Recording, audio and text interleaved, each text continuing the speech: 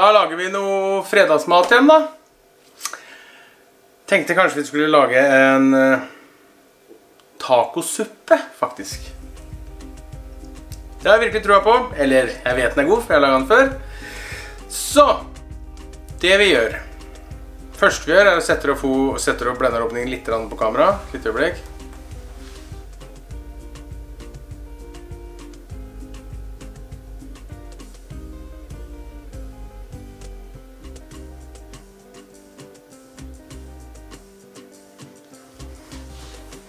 Noe sånt.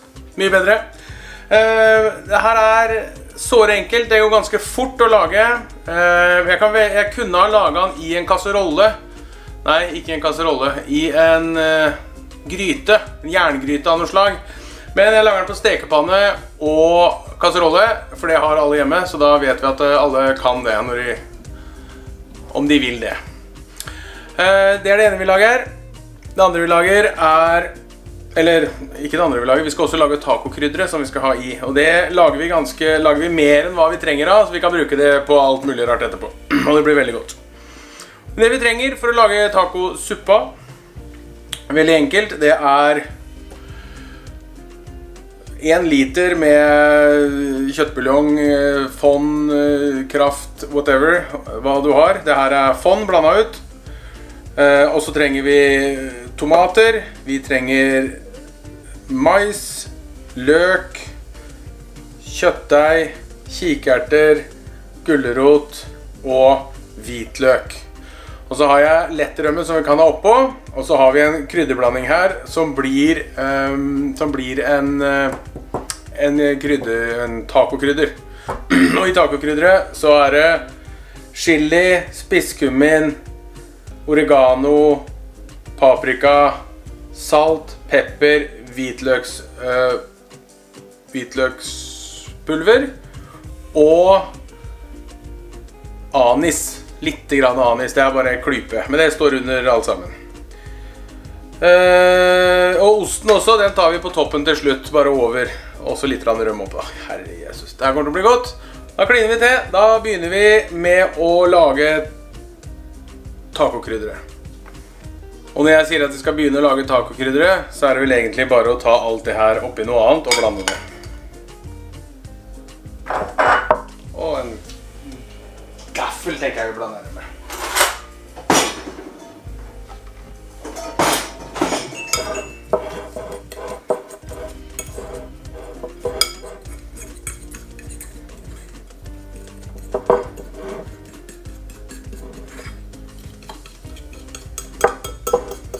Sånn, jeg må ha noe større, det blir jo bare gris der her. Sånn.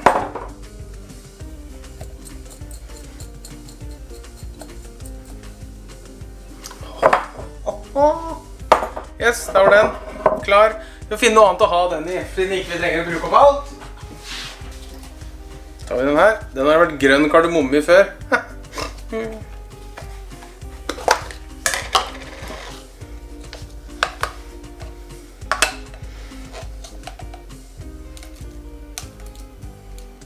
Går det her bra da? Det gjør jo ikke det. Forbaska de griser i oss. Sånn, så er det ingenting. Ikke noe å se på her, det er på å si. Det her behøver du ikke se.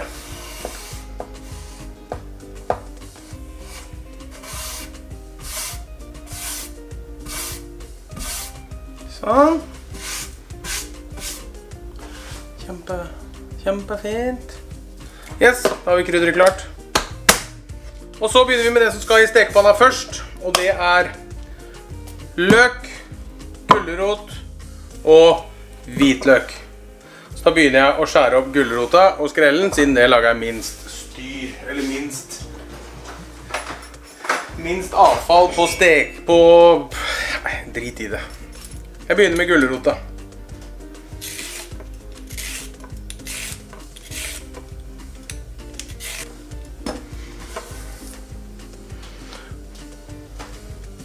Og den skal skjæres opp i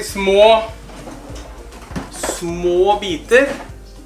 Så jeg synes egentlig gulrot kan være litt sånn plundret å skjære opp i små biter. Men det klarer vi. Vi prøver. Toppen, midten. Sånn. Begynner jeg med den her. 1.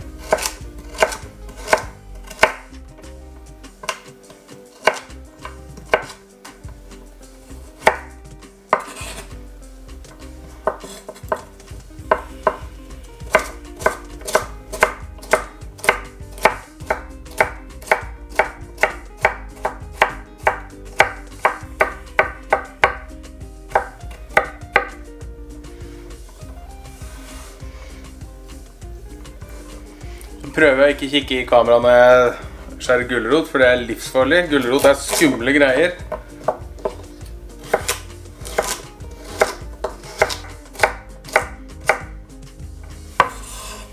Sånn. De var da jo nesten like store.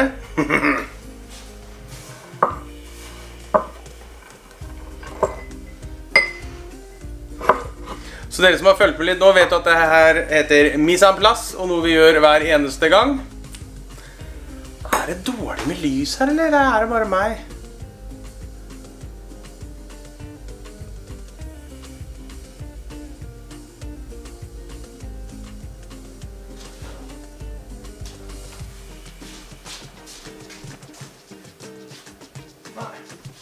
Nei. Ja, sats på det er bra. Sats på det er bra. Sånn, løken. Små terninger, eller ganske smått. Må jo ikke nødvendigvis være sånn super-duper smått, men vi liker jo at det er smått, liksom.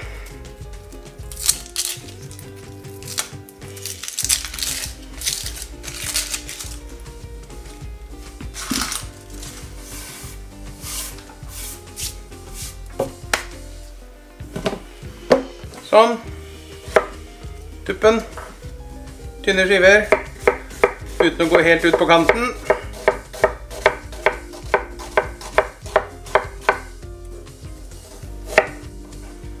Skrå, skrå og skjær. La kniven jobbe.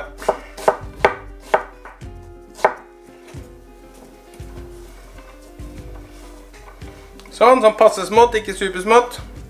Det gidder jeg ikke legge på nå, legger jeg bare ut her, siden det er det siste jeg skal skjære opp. Nest siste. Og så skal det være 3 hvitløksfedd. Men jeg har valgt å ta 2, for det her er de største hvitløkene jeg har sett. Så. Og her også, så de her har jeg lyst til å ikke male, men å skjære i biter. Så her bruker jeg ikke det berømte rivjernet mitt. Den løken. Tjo!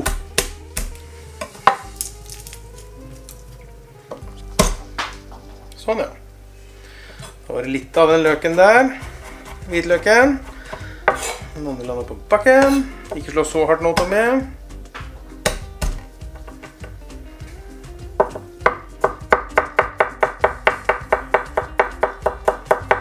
Sånn. Da begynner vi stekeprosessen.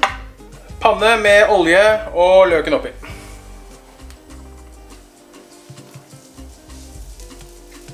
Og gulrøttene.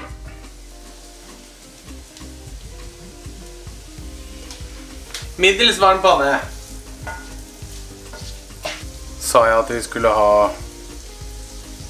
varm baguette ved siden av? Og når jeg har fått stått og blitt blankt, det behøver ikke stå og steke for mye, men når det, eller bør ikke ha farge, bare få det blankt. Så tar jeg hvitløken. Hvitløken vil jeg ikke la steke i olje alene, for da risikerer du at den brenner seg, og da blir det sånn bitter i smaken. Og så tar vi kjøttdeig.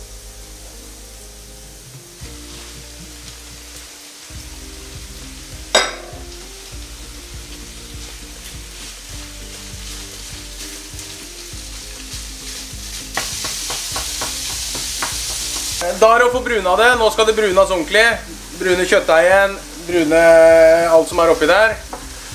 Og når det er gjort, så skal vi ha i krydderet. Og så skal det også få lov å stå litt. Det har vi snakket om før, så ikke krydderet blir kornete i suppa. Så jeg må få lov å steke litt. Da begynner det å ta farge. Så da tar jeg begynner med 2 spiseskjeer av det krydderet vi laget, og så ser vi hvordan det blir etter hvert.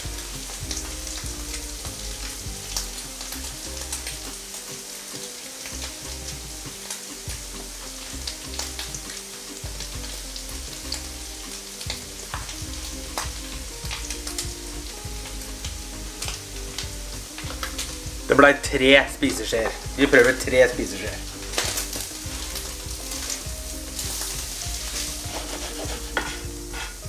Og når de har stått og stekt seg litt da, så tar vi det over i kasserollen. Og så tilsetter vi tomater, kikerter og bånd.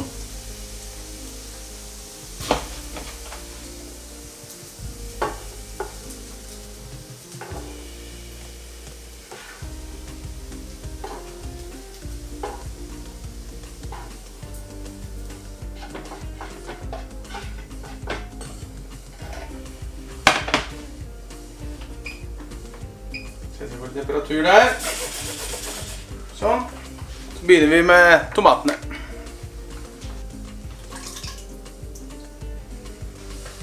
Dumper jeg bare kikerten oppi.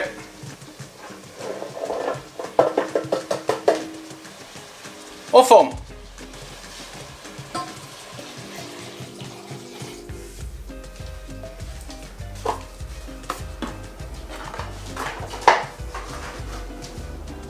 Og da er det bare å koke opp det, og la det stå og koke litt. Jeg vet ikke hvor lenge, 10 minutter, kvarter, og så tar jeg en liten sånn maizena-jevning oppi, for å tykne den litt grann. Og så er det ferdig. Da har det kokt i cirka 15 minutter, tenker jeg. Ser ut som det er bra. Så har jeg tatt og laget en maizena-jevning, som i utgangspunktet bare er en spiseskje eller 2 med maizena og vann og røre til det løser seg opp. Hvis du tar for lite vann, så blir det helt sånn rart og hardt og steinete. Da tar du bare litt grann mer vann i, så løsner det. Når du tar det i varmt kokende væske, så tykner det veldig. Så da prøver vi det.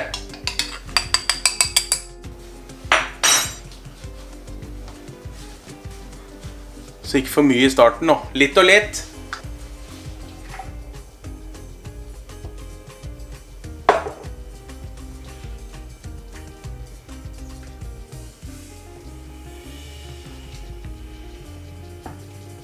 Der tenker jeg den var bra. Viktig å huske på at det er suppe og ikke grøt. Så ikke for mye. Men du så lite som skulle til. Det var bare en dash, og så tykna det til. Supert. Da lar vi den bare få et oppkok igjen, og så er vi vel kanskje klare da, tenker jeg. Er vi ikke det? Rømme har jeg der. Og helt til slutt så skal vi jo ha i... Dere må lese på de. Vi må ha i maisen. Vi må ha i maisen.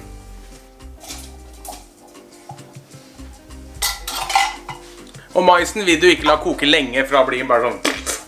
Så den skal bare varme oss opp i gryta til slutt. Da legger vi opp. Gud, jeg gleder meg til å ete. Følg med på den her.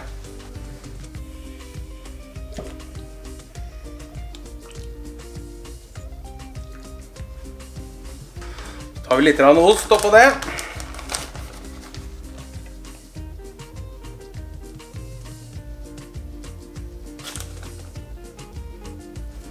Sånn. Så tar vi litt grann rømme i hjørnet.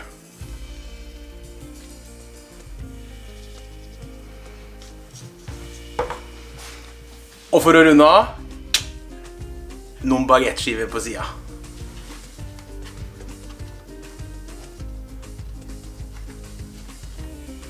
Vel bekomme, da er det bare å spise. Gud, jeg gleder meg. Mat! Da er det mat, alle sammen.